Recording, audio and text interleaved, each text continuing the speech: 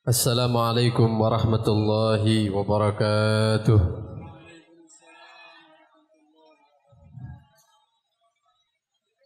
Bismillah walhamdulillah. Wassalatu wassalamu ala rasulillah Sayyidina wa maulana Muhammad ibn Abdullah wa ala alihi wa sahbihi wa man walah wa la hawla wa la quwata illa billah amma ba'd. Alhamdulillah, puji syukur kehadirat Allah Subhanahu wa taala.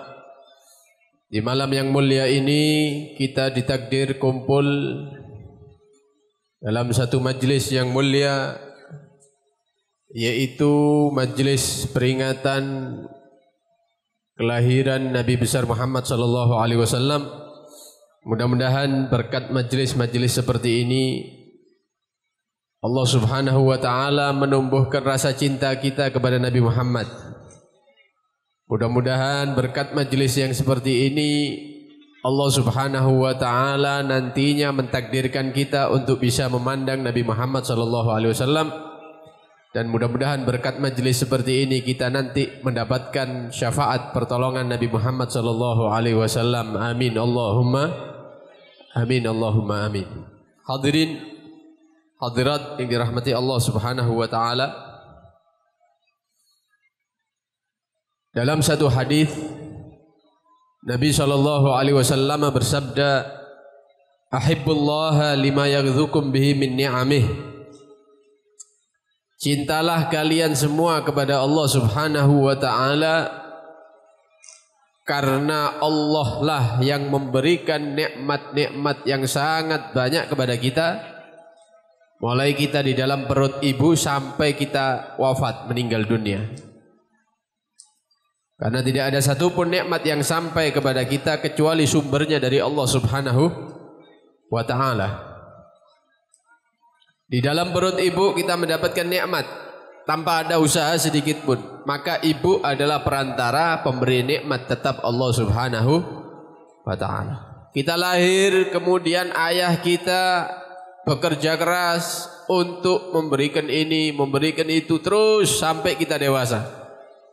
Maka ayah kita adalah perantara pemberi nikmat, sesungguhnya pada hakikatnya adalah Allah Subhanahu wa taala. Tapi bukan berarti kita syukur kepada Allah melupakan kedua orang tua, bukan. Tapi mensyukuri kedua orang tua itu termasuk bersyukur kepada pemberi nikmat, yaitu Allah Subhanahu wa ta'ala.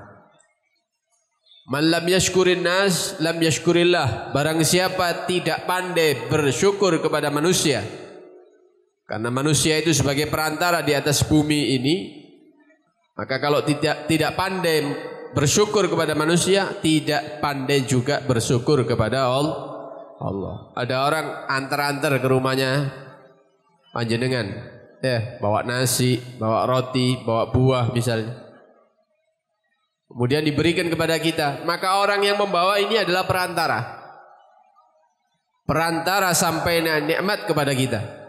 Pemberi nikmat adalah Allah Subhanahu wa taala. Bukan berarti mana nasinya, mana rotinya, mana buahnya, wis silakan pulang, bukan.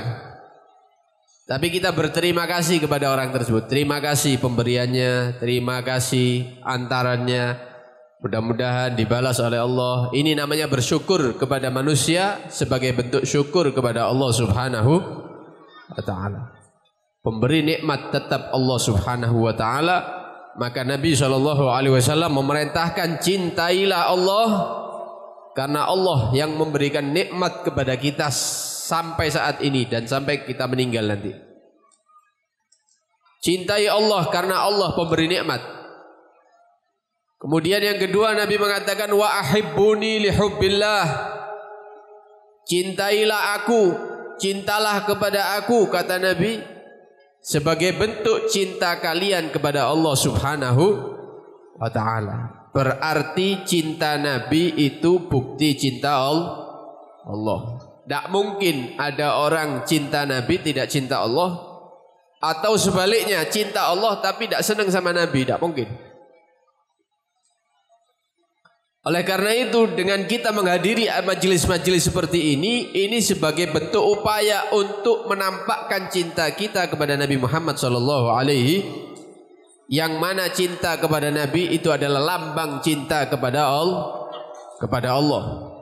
Karena itu kita heran pada sebagian manusia saudara-saudara kita, kalau mereka berada di bulan Muharram, di bulan Safar itu biasa-biasa saja wajahnya.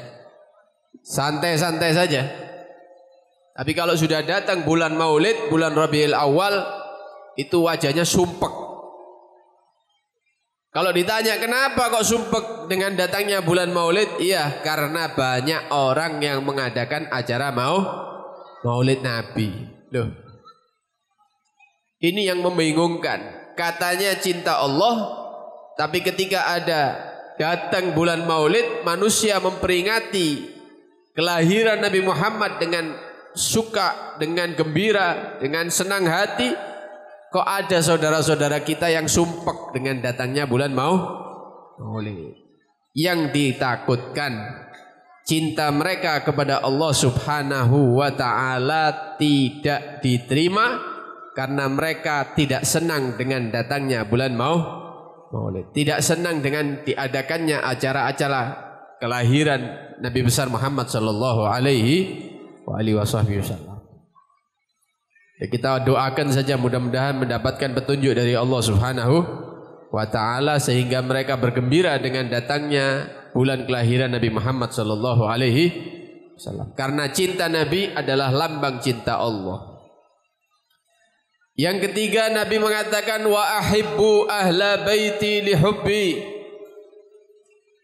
Cintalah kalian semua kepada keluargaku, kata Nabi, karena cinta keluargaku itu termasuk cinta kepadaku.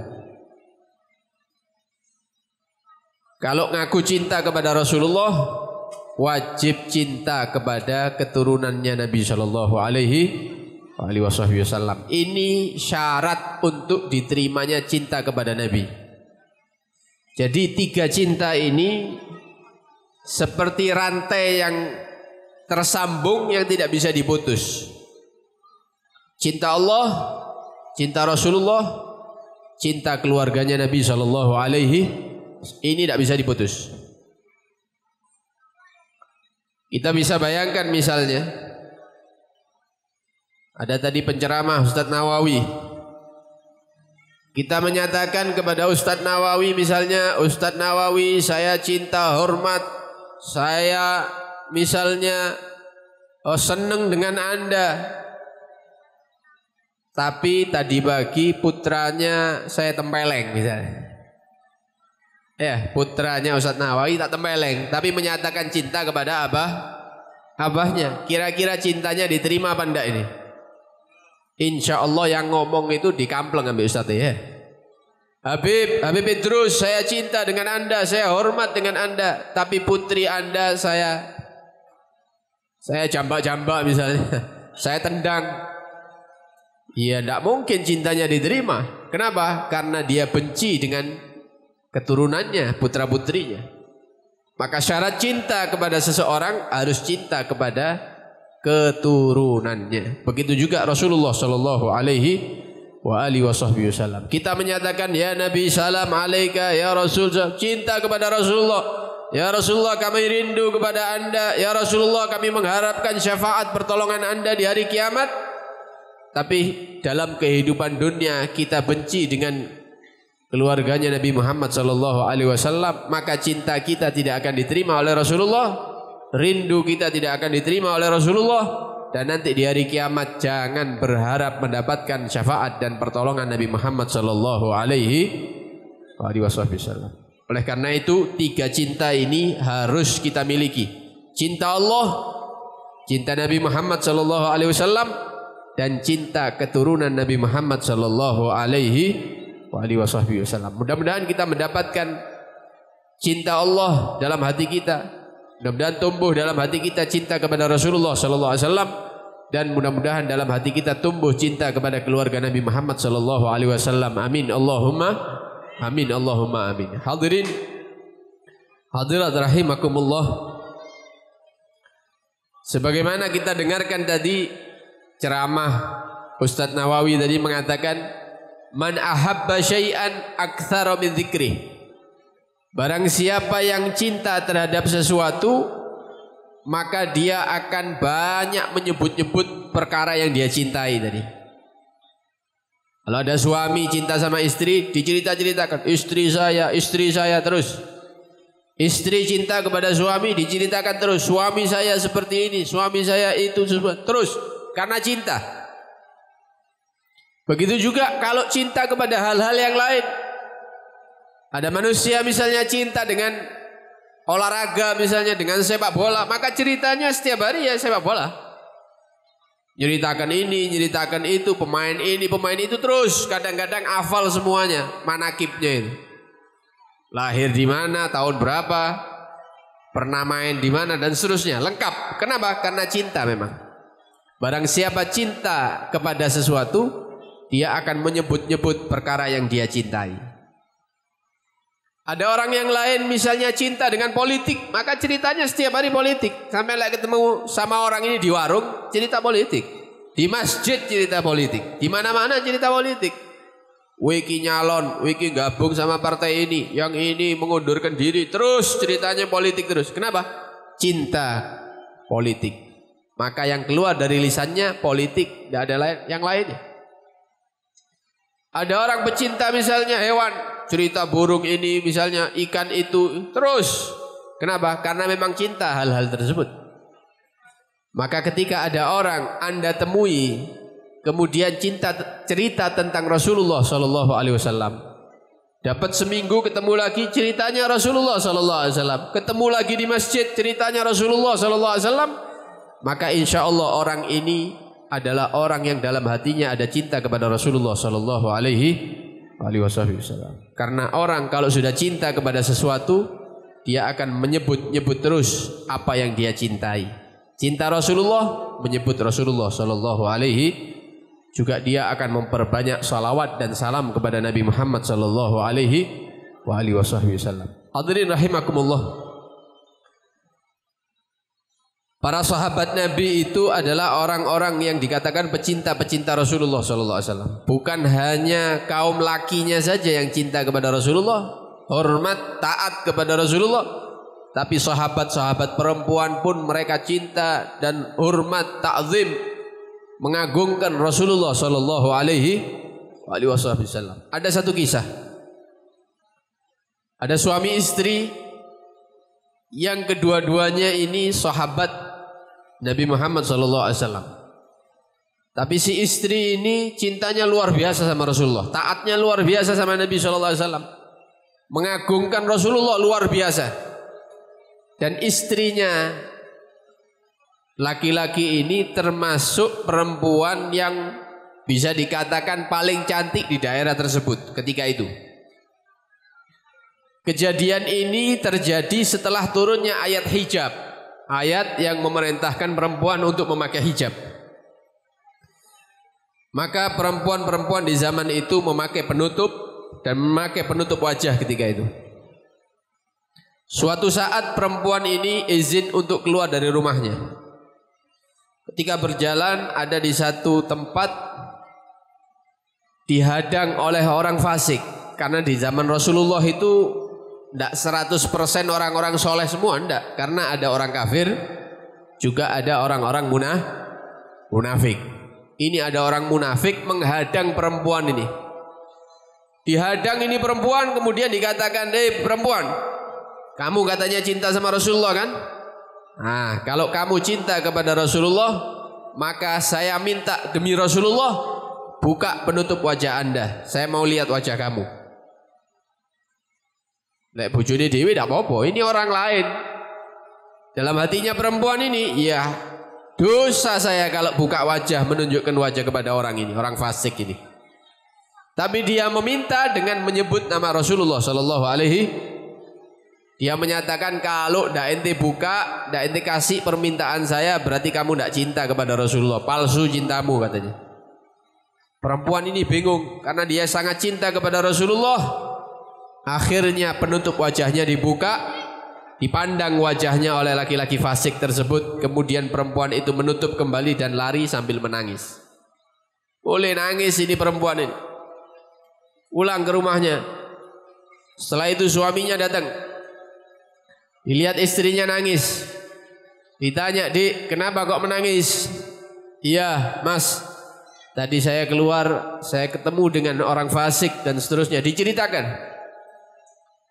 Dia meminta untuk supaya saya membuka penutup wajah saya, meminta dengan nama Rasulullah sallallahu alaihi wasallam. Katanya kalau udah tak buka berarti saya tidak cinta sama Rasulullah.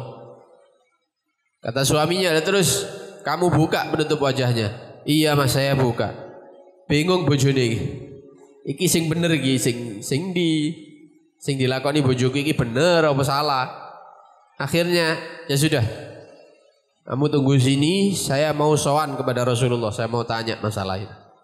Berangkat si laki-laki menuju Rasulullah sallallahu alaihi wasallam, maka dikatakan, "Ya Rasulullah, istriku melakukan hal ini." Diceritakan. Karena dia menyatakan membuka itu karena rasa cintanya kepada Anda. Kalau tidak dibuka, dibilang cintanya palsu, dia takut. Akhirnya dibuka itu menutup wajah. "Bagaimana ya Rasulullah?" Kata Rasulullah begini, "Kamu sekarang pulang,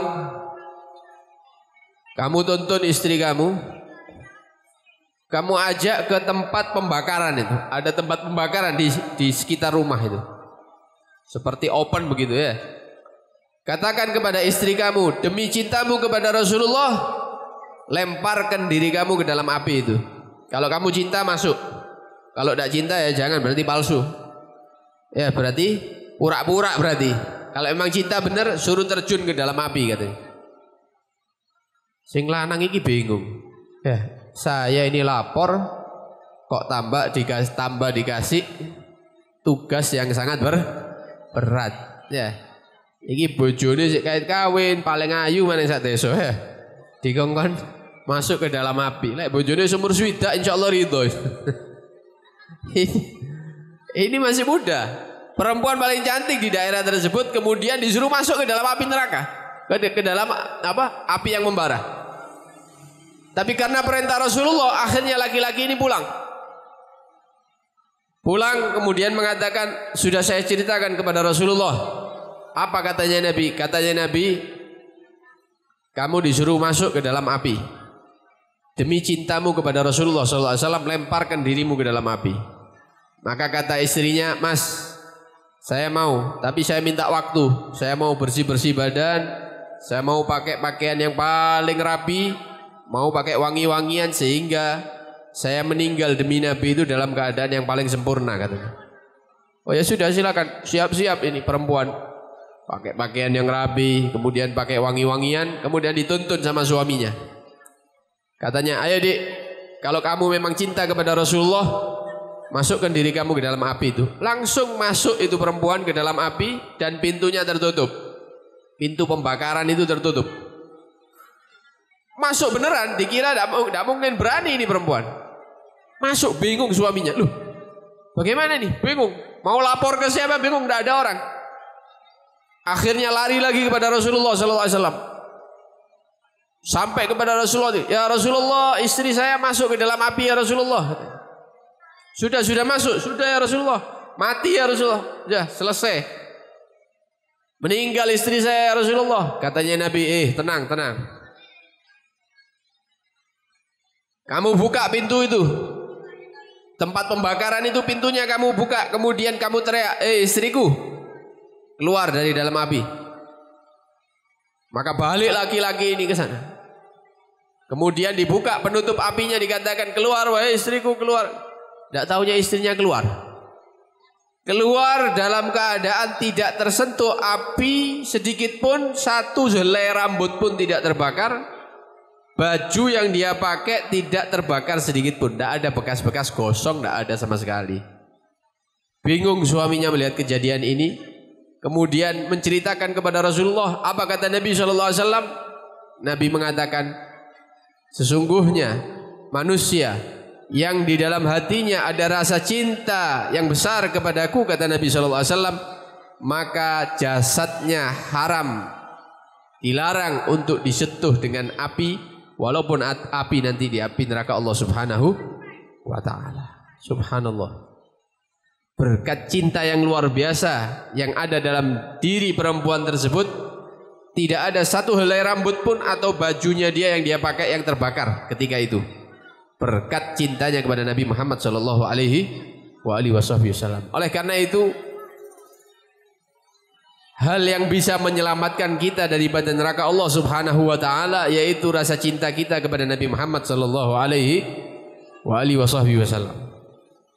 Akan tetapi, ya, sebagaimana dikatakan tadi, cinta ini dibuktikan dengan al-ittiba', mengikuti daripada Rasulullah sallallahu alaihi wasallam orang yang kita cintai.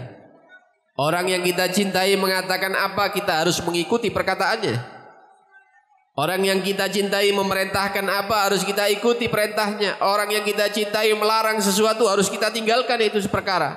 Karena kita cinta kepada dia. Kalau kita cinta kepada Rasulullah sallallahu alaihi wasallam, kita wajib membuktikan cinta kita dengan mengikuti ajaran Rasulullah sallallahu alaihi wasallam. Dengan meninggalkan apa yang dilarang oleh Nabi Muhammad sallallahu alaihi, maka cinta kita dikatakan cinta yang sesungguhnya, cinta yang sejati.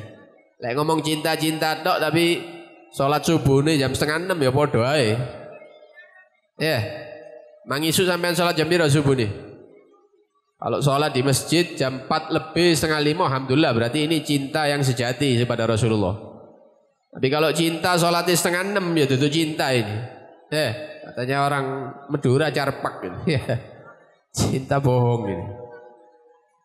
Cinta kepada Nabi tapi istrinya membuka aurat, tidak memakai jilbab, dibiarkan. Ya ini bukan cinta. Cinta kepada Nabi tapi putri-putrinya dibiarkan dijemput oleh laki-laki yang bukan muhrimnya, bukan cinta ini. Bagaimana satu keluarga bisa mendapatkan cinta Rasulullah sallallahu alaihi wasallam?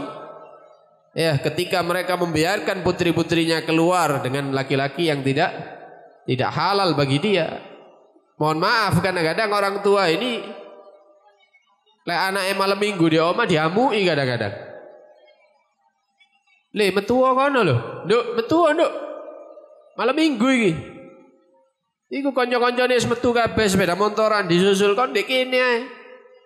Padane zaman lawas ae. Saiki wis 2022 misalnya. Dolek kanca lanang, cek iso ana sing nyusul. Lho ini keluarga-keluarga yang tidak mungkin mendapatkan cinta Rasulullah sallallahu alaihi wasallam. Nabi melarang beberapa hal. Di antaranya zina, pencurian, begal, minum khamar, obat-obatan, sabu dan yang lain-lainnya. Kalau kita cinta kepada Rasulullah sallallahu alaihi wasallam, kita tinggalkan semuanya itu demi Nabi Muhammad sallallahu alaihi wasallam. Kata Nabi sallallahu alaihi wasallam, la yazni zani hina yazni wa huwa mu'min, wa la yasrik sarik hina yasrik wa huwa mu'min. Wala yashrabul khamr hina yashrabuha wa huwa mu'min. Orang kalau dia mengatakan beriman tapi dia berzina, ketika dia berzina maka imannya dia ditarik oleh Allah Subhanahu wa taala. Ditakutkan iman itu tidak kembali kepada jasadnya. Orang beriman kalau dia mencuri, begal dan lain-lain maka imannya ditarik oleh Allah Subhanahu wa taala. Ditakutkan iman tersebut tidak kembali kepada jasadnya. Dan orang beriman jika dia meminum minuman keras atau mengkonsumsi pil, ganja, sabu dan yang lain-lainnya, maka ketika dia melakukan itu dicabut imannya oleh Allah Subhanahu wa taala. Tinggalkan itu semua. Karena itu bisa menjauhkan kita daripada Rasulullah sallallahu alaihi wasallam. Oleh karena itu dengan adanya acara-acara maulid seperti ini bukan untuk rame-ramean tok, bukan. Bukan untuk enak-enakan qasidah, bukan untuk mendengarkan hadro, tabuhan itu bukan, tapi untuk kita kembali kepada ajaran Rasulullah sallallahu alaihi. Ayo yang masih meninggalkan salat, kita dirikan salat di rumah kita, istri kita jangan dibiarkan, anak-anak kita bangunkan untuk salat subuh, jangan dibiarkan mereka meninggalkan salat isya. Acara-acara seperti ini, mari kita kembali kepada ajaran Rasulullah sallallahu alaihi wasallam. Kita jauhi hal-hal yang diharamkan oleh Allah, yang telah diperingatkan oleh Rasulullah sallallahu alaihi wasallam. Kita ditinggalkan zina. Kita tinggalkan itu kenalan-kenalan dengan yang bukan muhrimnya. Kita tinggalkan itu pencurian dan semisalnya. Kita tinggalkan itu minuman keras. Kita tinggalkan itu sabu-sabu dan yang semisalnya. Dengan harapan mudah-mudahan kita semuanya dijaga oleh Allah Subhanahu wa taala dengan acara-acara seperti ini. Mudah-mudahan kita semua dijauhkan dari segala bentuk maksiat. Mudah-mudahan kita diberikan taubat yang nasuhah, taubat yang sebenar-benarnya, bisa kembali kepada ajaran Nabi sallallahu alaihi wasallam sehingga keluarga kita menjadi keluarga yang diridhai Allah Subhanahu wa taala. Keluarga kita jadikan keluarga yang mendapatkan perhatian dan cinta Rasulullah sallallahu alaihi wasallam. Dan mudah-mudahan dengan acara-acara seperti ini kita bisa kembali kepada sunnah Nabi Muhammad sallallahu alaihi wasallam dan kelak kita mendapatkan cinta dan syafaat Nabi Muhammad sallallahu alaihi wasallam. Nabi menyatakan, man ahya sunnati faqad ahabbani. Barang siapa yang menghidupkan, mengikuti sunnahku, ajaranku, maka dia telah mencintai aku. Faman ahabbani kana ma'i fil jannah. Dan barang siapa yang cinta kepadaku dengan membuktikan mengikuti ajaranku, maka kelak mereka semua akan bersamaku di surga Allah Subhanahu wa taala. Kita mohon kepada Allah Subhanahu wa taala, mudah-mudahan diberi petunjuk oleh Allah Subhanahu wa taala, diberi kekuatan oleh Allah Subhanahu wa taala bisa mengikuti ajaran Nabi Muhammad sallallahu alaihi wasallam, dan mudah-mudahan mendapatkan cinta Nabi Muhammad sallallahu alaihi wasallam, dan mudah-mudahan kelak di akhirat dikumpulkan bersama Nabi Muhammad sallallahu alaihi wasallam di surga Allah. Amin ya rabbal alamin. Wa sallallahu ala sayyidina Muhammad wa alihi wa sahbihi wasallam. Alhamdulillahirabbil alamin. Assalamualaikum warahmatullahi wabarakatuh.